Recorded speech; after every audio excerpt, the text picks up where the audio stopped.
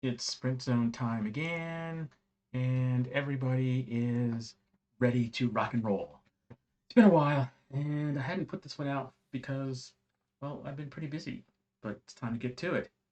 Got a pretty good posse today. See Ian there with the bright green helmet, Marcelo in the blue. We got John, Isla, the other John, and up front there is Carl. Carl not looking to do a lot of work yet, but preferring others to take charge, which is a wise strategy. Looking back here, we see the chasing pack. John looking reasonably strong as usual. That's John Bradley. There's another John, the new John, but we will refer to him as maybe Strong John or Little John or something. Anyway, Isla's got some good screen time here, looking pretty strong, and it's interesting that no one else is looking to get on the wheel. Well, as stated before, we didn't want to have too much attacking before those S corners, but we look up the road and what do we see? It looks like Ian is on the wheel of someone. Maybe that's Hernan or whatever, but Ian is opportunistically sucking the wheel.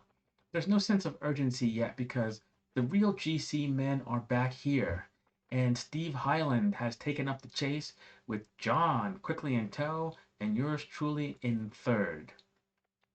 At this point, I'm not looking to do anything strong. I'm actually really, really tired. I don't recall why, I just remember that I am. And this is why I was not really looking to go reel these guys in. I was just hoping to make it to the end. A hope that, well, might not be realized. So John lets Steve Hyland go, and I'm thinking to myself, maybe he's too weak, maybe this is tactical. So I come and I keep Steve in check. Now I'm suspecting there are others expecting me to reel him in. And I'm like, I'm not doing it. I am not doing that because there are many people that are just relying on the big men to do the work and they're just basically wheel suckers. Brian goes flying by, and then we have John. I think John Clark might be his last name. And Carl coming by, and I opportunistically just sit on the wheels using the chained draft here. And we're coming up on this left, switchback, maybe chicane type corner, which I'm thinking maybe no one's listening to my speech about attacking here. And yeah, I think people could have gone harder. And maybe that was attack up the road, but you can see those guys have a good gap already. Maybe trying to look for their 15 seconds of fame. I really don't want this to turn into a section where we're flying around this corner because as you can see, it is somewhat blind. And if you apex that, you could easily hit a car if you're not paying attention. And that happens a lot when people are under pressure, keeping people in tow, and Steve Hyland doing a really good job bringing the rest of us in line. We're starting to form somewhat of a little bit of an echelon where folks are being brought back in earnest. Here we go, and life is good for the rest of us. I'm sitting on Carl. I'm pretty comfortable, but as I recall, my legs were just screaming here. So there's John bringing folks back nicely, and it looks like we have caught the recalcitrant up front. Now, who was this? Oh, I stand corrected. It was Marcelo who had been caught by Steve Hyland. And so when John goes by, and John is now one of the big men, and his name will be mentioned with the legends of Matthew Michaels and Byron Bercerol. Really strong, and he is the man to watch in this one. At this point, I'm really tired, and my legs are screaming. And as you can see, there's not a lot of wattage being put out, but my legs are just like not feeling it today.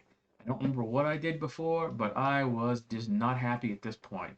Maybe overtraining, etc., etc. I don't know. But at this point, I am praying that I'm going to hang on and that no one makes a big acceleration and that there's enough draft back here to make things comfortable for me.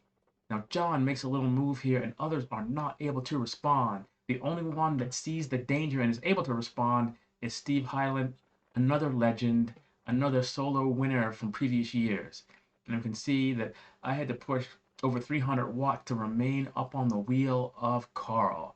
At this point, I'm thinking I am not long for this earth. although on a normal day, this would not be a problem. Marcelo is behind me, and I believe we've shelled everybody else at this point. We are a ramming and a thumping, and you can see the subtle echelon, which is the right thing to do. Now, maybe I'll digress a little bit. Nah, we'll save that for another lecture. Speed is good. I'm sitting in, and everyone's sitting on John, who is happy to do the work. He really has enough strength to probably be doing TTH, and I asked him about that, but he said he likes us too much. But maybe he will digress and do a Thursday TTH. At this point, I've popped, and Marcelo comes around. Yes, I did wiggle the elbow.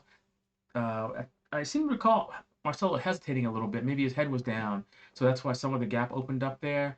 And Carl also popped.